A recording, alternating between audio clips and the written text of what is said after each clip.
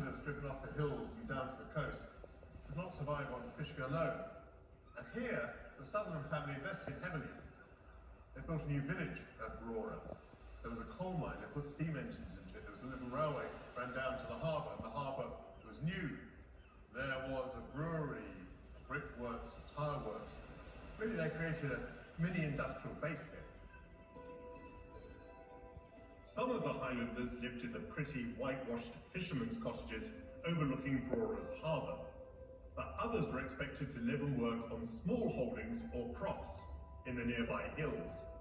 I'm visiting West Clyne, a 20-acre croft just outside the village of Brora.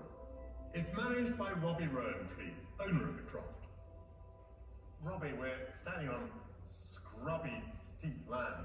Is this the sort of place to which the people were moved after the Highland clearance? Yes.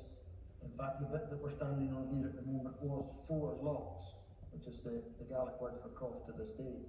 And it was a place where 4 families would have had to subsist. What could they possibly do with land like this? That's it. I mean, what it was meant to be was enough to just about support a family. So they would have probably grown some oats and a very local barley called beer was brought here by the Vikings. And they would have probably had a milk cow or 2, so they'd made a little cheese and butter. But it would have been just enough to subsist on. Would this have been the way they made their living and survived, or were they also fishing?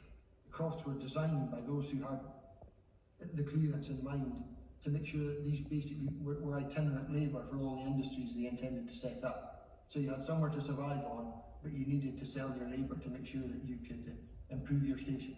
With the people moved off the Highlands, what has happened to those lands? When the improvers came, they saw this lovely green landscape and thought sheep would do marvellously well there.